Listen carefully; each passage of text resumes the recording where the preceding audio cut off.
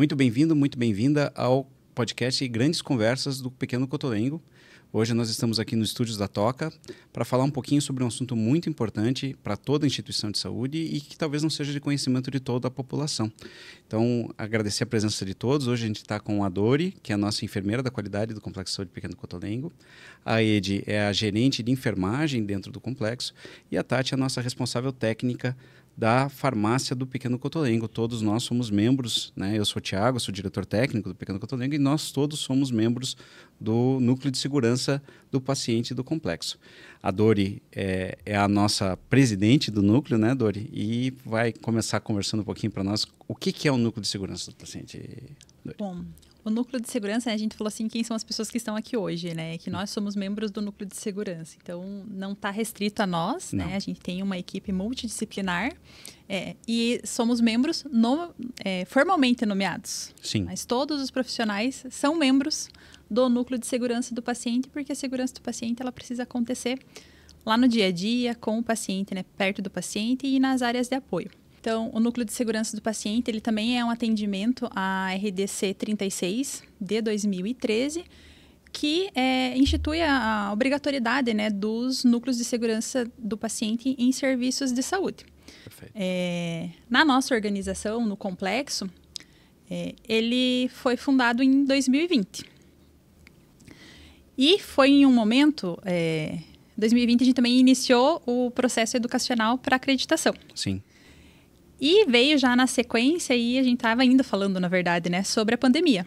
Sim. Então, a criação do núcleo veio num momento assim, de inúmeros desafios que a organização já estava passando. E, inicialmente, ele foi voltado para a nossa unidade de cuidados continuados Santa Terezinha, né, de cuidados integrados Santa Terezinha. E o objetivo da implementação do núcleo era formalizar essas ações que a gente já vinha desenvolvendo na organização, mas com o objetivo de centralizar todas as ações para que tudo fosse feito de uma maneira coordenada e assim ter, né, a melhoria dos processos e cada vez mais estabelecer a cultura de segurança do paciente na nossa organização. Então, apesar de ter o início para a unidade de cuidados Santa Terezinha, repercute para todo o complexo também para a área da assistência social. Perfeito. É uma estrutura, né? Ela, como a Dori comentou, ela tem que estar presente em toda a organização que faz assistência à saúde, né? E ela vai ter esse papel realmente de ser uma linha mestra, né? Sim. Do que está acontecendo ali, das ações que estão sendo executadas, né? Para áreas diferentes não seguirem fluxos diferentes, priorizações diferentes, né? Uma das coisas que o núcleo faz, né, Dori, é o acompanhamento dos eventos, né, dos eventos graves dentro da organização, né? Fala um pouquinho sobre isso. Então, são várias frentes de trabalho que o núcleo de segurança do paciente trabalha. E pegando a vertente da análise de eventos, então a gente, quando iniciou o núcleo, a gente precisou definir qual seria a nossa forma de notificação das falhas, dos incidentes de segurança, para a gente começar a ter as informações para poder ter a ação, efetivamente, né? Então, quando acontece um evento que tem um dano grave, toda a análise é conduzida pelo núcleo de segurança do paciente com os profissionais envolvidos na ocorrência. Mas os eventos com dano leve, os incidentes sem dano, eles são conduzidos pela equipe do núcleo, né? E quando eu digo assim, a equipe do núcleo, porque tem os profissionais que estão nesse grupo e participam lá na prática fazendo a gestão do seu setor. Sim. Então, a condução vai diretamente pelo setor. O que possibilita, né? O que traz de benefício para a gente ter a análise dos eventos e dos incidentes de segurança e falhas de processo? Porque a gente consegue identificar causas que estão interferindo no resultado que a gente espera, né? E a gente vai conseguir alcançar. Então, a gente trabalha com a Tatiane, enquanto responsável da farmácia, os eventos relacionados à cadeia medicamentosa. Mas, junto com a Tati, a gente também trabalha com a Edenilce e com a equipe de enfermagem, quando a gente pensa nas falhas de administração de medicamentos. Se é relacionado à prescrição, com o diretor técnico, né? Com o Dr. Thiago, enquanto diretor técnico, mas também com a equipe médica. Então, toda essa análise ela é voltada para a melhoria de processo, pensando em que, para a gente não ter novos eventos. E quando a gente fala não só evento com dano grave, não ter outros eventos adversos, né? Que tenha outro grau de dano para o paciente. Perfeito. Eu acho que uma coisa que talvez seja uma dificuldade de todos os lugares, eu não sei, mas dentro da organização com certeza foi com a entrada do núcleo, foi a impressão de alguns funcionários que a gente estava fazendo caças bruxas, né, Ed? Sim. Então a Ed está conosco desde lá do início do núcleo também, e a gente teve isso algumas vezes, e até às vezes uma necessidade de a gente se autocontrolar no sentido de, né, acontecer uma coisa errada e a primeira intenção é dizer, gente, vamos resolver, mas a gente tem que dar um passinho para trás e ir com um pouquinho de calma. Conta um pouquinho sobre isso, Ed, como é que foi essa interação com os profissionais e como tem sido o crescimento dentro da organização com a presença do núcleo? Então, no começo, eles pensavam muito nessa questão, né? Que era achar o culpado. Achar o culpado. E não, a gente começou a demonstrar isso, que não é o processo. A gente está ali para analisar o processo, para melhorar aquele processo. E a gente coloca muito isso para eles, né? Desde o começo ali, né, daquela falha, o que a gente pode melhorar com aquilo e junto envolve eles nessa tratativa também para que eles tragam as ideias, né? Porque é eles na ponta que estão fazendo, né? Então, com isso, né, essa análise em conjunto, então, a gente consegue chegar a um resultado mais confiável também e uma solução, né, melhor para aquele problema. E esse compartilhamento de ideia é muito bacana. E com isso acaba desmistificando um pouquinho essa questão de que a gente está ali procurando, né, o culpado. É sempre focar no processo mesmo. Eu acho que a gente trabalha com pessoas, né, Dori? Não tem como dizer que não vai acontecer erro. É como a gente previne e evita que essa pessoa seja induzida ao erro, né? Sim, por isso que se fala, né, que os serviços de saúde são um sistema complexo. Sim. A gente tem muita atividade complexa, a gente tem muitas pessoas, muitos profissionais envolvidos, tem vários fatores que contribuem. E quando a gente fala na análise do evento é para identificar, para pôr barreiras, né? Então, identificar onde a gente está falhando e criar barreiras ou melhorar as barreiras que a gente já tem. A gente estava falando, né, do início, né, das caças às bruxas e da notificação. Então, em 2019, a gente tinha 6 notificações, o ano de 2019 inteiro. Uhum. A gente fechou 2023 com 2.571 notificações. Então, assim, no início, quando tem essa impressão, né? Não, a gente querem achar o culpado. Querem achar um culpado para aquilo. Então, as pessoas não notificam, porque vão ter a impressão que vão ser penalizadas. E não querem nem participar, às vezes, da análise do evento, né? Ou de uma revisão de processo. E conforme a gente foi evoluindo, foi crescendo, amadurecendo na análise dos eventos, a gente foi vendo as pessoas tendo mais tranquilidade para notificar. Sim. Então, não só para notificar, mas para também participar das tratativas, dos eventos. Uma iniciativa que foi super bacana, né, da gerência de enfermagem, da Edenilce, foi incluir, mesmo nos eventos ou na análise dos indicadores, a equipe assistencial. Porque eles vão ter o olhar do que funciona lá no dia a dia. A gente, lógico, vai validar, vai verificar se a gente não vai infringir nenhum dos nossos protocolos ou algum item da legislação, mas é muito rico quando a gente tem a participação da equipe que está lá na ponta trabalhando, né, e vendo as coisas acontecer, fazendo as coisas acontecer. E a gente já teve mudanças em processos para a segurança com base na análise de eventos. Sim. Pensando, né, em ter um ambiente seguro, eu acredito sim que uma das rotinas mais novas que a gente teve depois de uma análise de evento foi a implementação das rondas de segurança. Perfeito. Né, que a gente vinha já por algum tempo idealizando, sonhando com isso e com base na análise de evento, a gente conseguiu implementar essa rotina, né? Então, acho que também dá para a Ed comentar, o Dr. Thiago que também tem essa experiência e participa da ronda de segurança, como foi o início, né? E com todos os desafios e o que hoje a gente já tem de ganho com isso, né? Apesar de ser uma rotina nova, né? A gente começou em agosto.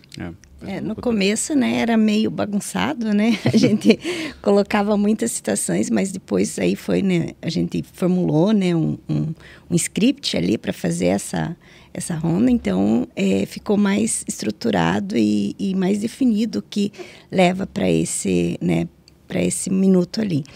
E as informações, a comunicação melhorou muito com isso. Então, a gente consegue prever muita coisa, né? ter um olhar diferenciado, né, por vários profissionais e acompanhar melhor aquela situação.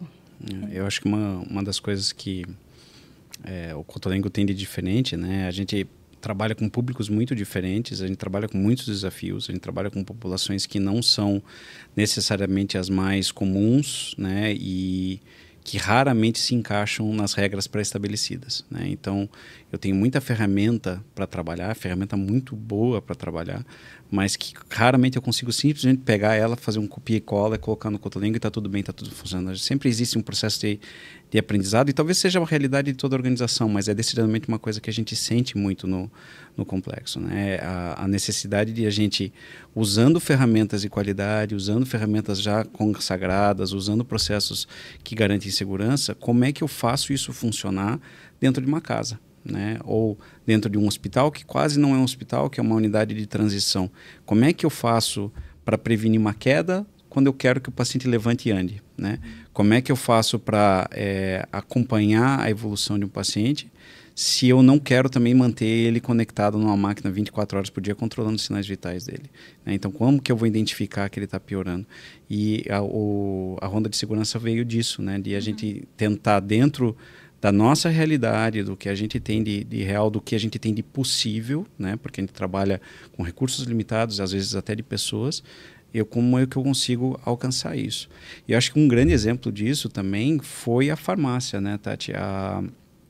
Eu tô no Cotolengo faz 9 anos, a Ed está praticamente o mesmo tempo, né, Ed? E eu lembro muitas vezes, mas muitas mesmo, gente, né, de a gente dentro da farmácia do Cotolengo, eu e a Ed, 9 horas da noite, caçando remédio, porque alguém esqueceu de separar alguma coisa, ou porque de uma hora para outra decidiu-se que o paciente vai para casa do tio, da tia, e vamos atrás do remédio e achar nos binzinhos lá onde que tá as coisas. Não tinha rastreabilidade. Não tinha rastreabilidade, a segurança era muito baixa, né? E hoje isso mudou muito, né, Tati? Como é que tá lá a farmácia do Cotolengo? Como é que você vê até o próprio fluxo inteiro, né, da cadeia medicamentosa? Foi um dos grandes enfoques desse núcleo no primeiro ano, né? Eu não me recordo em qual reunião, em que momento que a gente estava fazendo alguma apresentação, discutindo sobre algum dado, e a Tati falou assim, nossa, que alívio ver que a farmácia não está no top 3 das notificações de não conformidade, de alguma situação de risco. E também, né, nós entramos juntas praticamente no complexo, né, então, assim, não acompanhei tudo que vocês dois já acompanharam, a Ed e o Dr. Thiago, mas o caminhar ali da Tati na farmácia, a gente consegue ver desde o início, né, todas as dificuldades que tinha. Né? O núcleo de segurança, acho que ele já vinha acompanhando, né, e sempre notificando. Acho que o pessoal da enfermagem viu o impacto que estava sendo a dispensação na farmácia, né, e os erros que estavam acontecendo. Então, por isso que tinha tanta notificação, igual a Dori falou, eu sempre estava nas reuniões mensais ali no top 3, o setor que mais tinha não conformidade, né, e relato, e medicação dispensada errada, e falta de medicamento, né, e essa é a importância do núcleo, né, alinhado com a qualidade que a gente conseguiu. Reestruturar os processos, né? Então, fazer toda a parte de processo, documentada, e para ir treinar a equipe. E com essas mudanças que a gente foi implementando, o pessoal foi vendo, né, a melhoria e o que foi animando eles a notificar, né? Que acho que meio que coincide também com o aumento, né? Não, porque quando eles veem que eles notificam e a notificação deles torna um plano de ação e traz um resultado, aí impulsiona eles mais ainda a notificar, né? Porque não é realmente encontrar o erro, mas assim, está todo mundo reclamando é porque tem alguma coisa errada por trás, né? E ter o núcleo de segurança por trás, né, dando essa motivação ali, toda essa divulgação, é muito importante. Traz um processo para o Cotolengo muito, muito importante. Esse envolvimento, né, até desde escrever um documento, né, importante, porque a gente está aqui mais no administrativo, né? A gente desenha, estrutura alguma coisa, mas lá na ponta é quem vai aplicar eles, né? Então, nessas não conformidades, várias vezes a gente encontrou isso, né? A gente desenhou uma coisa que para eles não era bem aplicável, então colocando eles nessas tratativas, a gente identifica que precisa rever, que não é bem isso, e eles trazem os exemplos para a gente, e a gente consegue adequar isso no processo, nos documentos. Eles trazem as duas pontas, né? o que eles estão sentindo, qual que é a dor deles, né? Mas às vezes, na maioria das vezes, na verdade, eles trazem a solução porque é eles que estão implementando, estão fazendo. E foi com esse pensamento, né, que são eles que estão ali, que eles conseguem contribuir tanto, que a gente nomeou os guardiões de segurança. Perfeito.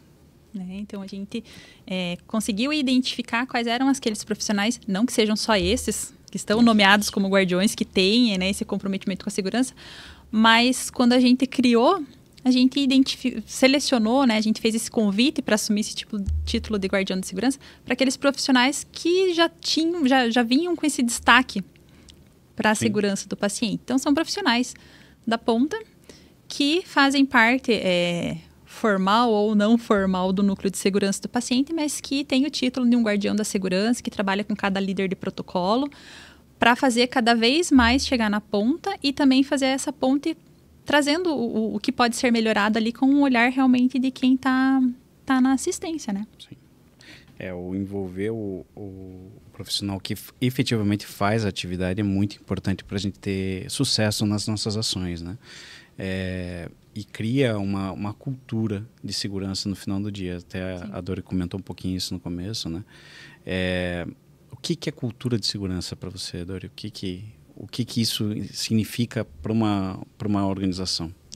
A cultura de segurança pode ser que cada um tenha uma percepção do que é cultura de segurança. Eu entendo que a cultura de segurança pode ser eu ter vários documentos e vários protocolos treinados sendo executados. A cultura de segurança para outra pessoa pode representar a tranquilidade em identificar uma falha, em ver uma situação de risco e fazer a notificação e saber que não vai ser punida ou por ter notificado, né? Não vai ter uma represália porque foi ela que identificou e ela notificou, ou porque ela estava envolvida em alguma situação que levou a um evento para um paciente, um incidente de segurança. É um conjunto. Né? Então, a gente aplicou uma pesquisa para identificar a percepção da cultura de segurança na nossa organização. Então, a gente fez em 2023 a nossa primeira pesquisa, com todo o acompanhamento de pós, análise de resultado, para identificar o que é a cultura de segurança na nossa organização. Né? Então, esse questionário que a gente aplicou, ele estava estruturado por dimensões de segurança para avaliar isso. Então, algumas pessoas entendem que eu não ter um número adequado de funcionários no setor faz parte da cultura de segurança. Tanto é que ela está numa das dimensões lá da pesquisa, um dos itens aplicados. Então, ter essa tranquilidade em trabalhar, sabendo que eu não vou ser penalizado quando eu identificar uma situação, ver que a segurança ela é o fator, não vou dizer principal, mas é o que vai dar a base para tudo. Então, assim, é a direção envolvida, todas as lideranças, todos os profissionais envolvidos. E a gente teve uma surpresa muito positiva quando a gente aplicou essa pesquisa, porque normalmente ninguém gosta de responder pesquisa, né? Ainda mais se é um questionário longo, era um questionário bem extenso. E a gente teve 97% de adesão à pesquisa de segurança, né? Da cultura de segurança. E da mesma forma como a gente tem os eventos que a gente identifica os pontos, a gente também teve várias oportunidades identificadas nessa pesquisa. Por quê? Porque é a voz de quem faz acontecer. Sim. Então, a partir disso, a gente também tem várias ações. A gente já está encerrando o plano de ação, porque agora no final do ano a gente vai rodar de novo mais um ciclo dessa pesquisa para verificar se tudo aquilo que a gente colocou de ações, elas estão refletindo na prática e se a gente vai ter outra percepção da cultura de segurança dos profissionais da equipe, né? E tudo focado na qualidade de vida do nosso assistido, né? O nosso morador lá, né? Na maior parte do que a gente faz, da maior parte das pessoas que a gente atende, ficam lá conosco muito tempo, né? Sim, é isso, né? A gente pensar nesse cuidado, né? Eu, por exemplo, quando eu vou procurar um atendimento hospitalar, né? Eu penso muito nisso, né? Se estão seguindo a meta 1, se estão seguindo a meta 2. Mas a gente sabe, né? A gente vive nessa área, a gente sabe e quer isso pra gente. Mas para ele que está ali, né? Também é muito importante. E ele vê que a gente está aplicando isso, que tem essa cultura de segurança, que tem essa preocupação para ele. É um conforto também, né? Saber que está bem cuidado e que a gente tem essa visão, essa preocupação. Desculpa. Desculpa. Não, pode falar. Não, é que eu acho que vale a pena a gente ressaltar e enaltecer também um projeto que foi feito na farmácia, né? Que foi o projeto Decolar. Então, o quanto a gente consegue construir processos mais fortes, né? E envolver a equipe. Sim, o processo Decolar, a gente teve um mapeamento de todas as áreas críticas, né? Então, desde a parte de aquisição, de compra, então foi uma melhora contínua do processo. E né? quanto tempo demorou, Tati? Para implementar todo do mapeamento, acho que até a última ordem for encerrada foi aí 1 ano e meio, mais ou menos. Então, acho que vale isso também, né? Nunca desanimar, né? Porque nem todas as ações a gente consegue cumprir e fazer acontecer num prazo curto, como a gente gostaria que fosse. Sim. Né? Então, o projeto Decolar veio aí para mostrar que não dá para desistir, né? A gente vai vendo as mudanças já, né? O pouco que a gente já vai implementando, mas mesmo assim a gente... as mudanças, né, são gradativas, né? Então, a gente... E depois de toda a implantação do projeto Decolar, ainda assim a gente já vê mudanças que a gente pode fazer, né? Então, é uma continuidade. Não dá para desistir, não é rápido. Não. Né? E cultura é uma coisa que se agrega. Para mim, cultura de segurança é quando eu não consigo mais ir em lugar nenhum sem prestar atenção nesse tipo de coisa, né? A gente não... É uma coisa boa e coisa ruim ao mesmo tempo, né? Porque às vezes eu fui escolher a escola da minha filha e um dos critérios que eu ficava procurando era se a saída de emergência é adequada, se, né, tem um local para fazer um atendimento de emergência, onde que está a segurança na saída. Isso é uma coisa que a gente pode e deve levar para a nossa vida, não só quando a gente está procurando assistência hospitalar, mas também quando a gente está no nosso dia a dia, né?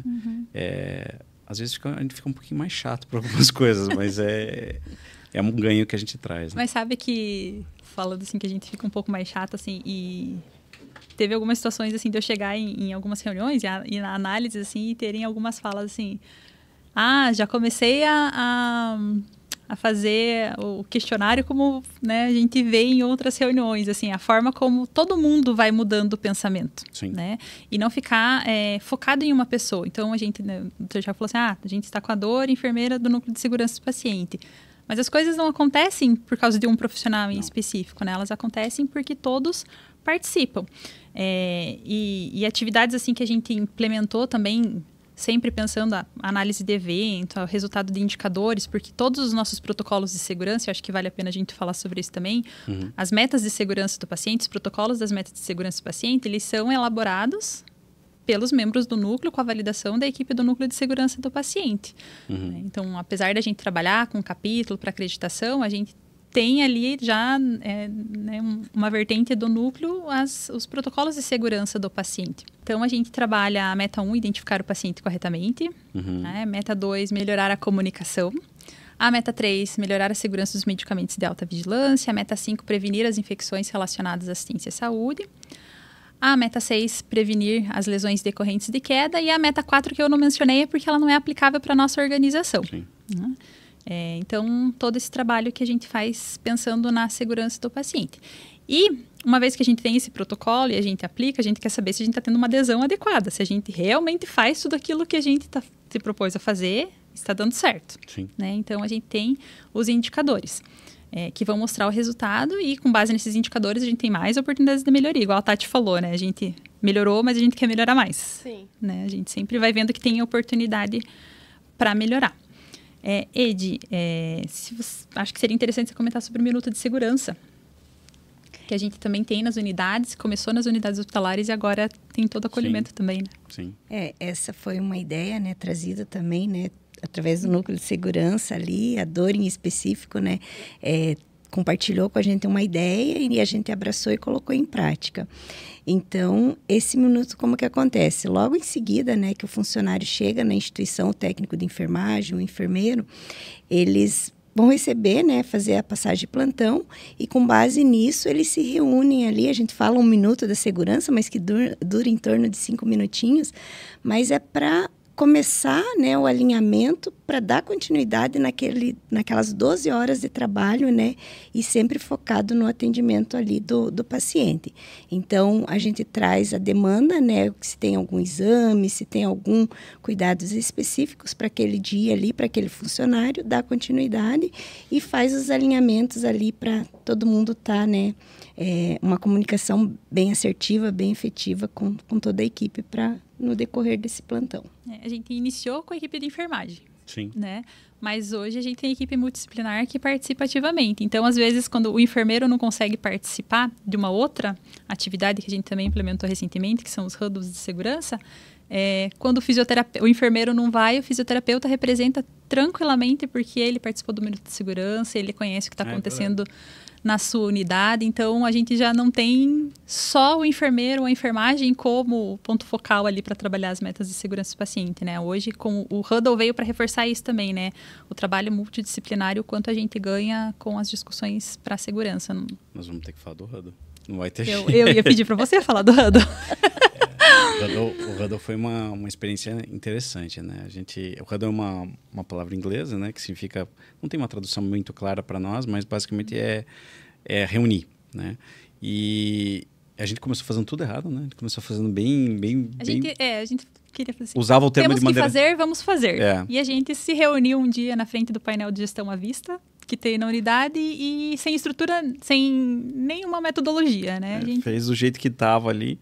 Já ajudou, mas não era o ideal, né? Então, o conceito é de uma reunião rápida, né? Uma reunião que não pode ser uma reunião mais do que 20, 30 minutos no máximo, até porque senão acaba impactando no resto, né? Que reúna pessoas diversas, né? Então, de formações diversas e de áreas diversas da instituição, para fazer uma troca rápida de informações a respeito de assuntos que sejam relevantes para a segurança do paciente, né? Então, no nosso caso, a gente tem participação do pessoal da enfermagem, tem participação do pessoal da equipe multidisciplinar, dos médicos também, que no começo foram um pouquinho resistentes e agora estão lá sempre, né? Porque sentem a importância daquilo. Para nós, um ponto muito importante é a manutenção, né? Então, o pessoal da manutenção e do setor de obras participa também. E é ali que a gente faz, o pessoal do NIR, que faz o controle de entrada de pacientes na organização, o serviço social. Então, foi uma coisa que meio que organicamente foi crescendo e que hoje eu não consigo já ver mais o Cotolengo sem o Huddle, né? Ele acontece, no nosso caso, todos os dias pela manhã. E ajudou demais a gente identificar precocemente possíveis falhas, prevenir muita coisa, porque sempre é melhor prevenir do que tratar, né? Não tem como dizer que não. Exatamente. Mas tá joia, gente. Agradecer a presença de todos, Tati, Edi, Dori, muito obrigado por todas. E convidar, né, para quem quiser conhecer lá o Cotolengo, a gente está à disposição. É um complexo que está crescendo e crescendo muito, né? Quem quiser ajudar também, a gente pode e aceita muito ajuda, né, de todos, tanto pessoas físicas como pessoas jurídicas. Tem lá os nossos links no site do Cotolengo também para quem tiver interesse. Agradecer a todos novamente e até a próxima. Obrigada. Obrigada.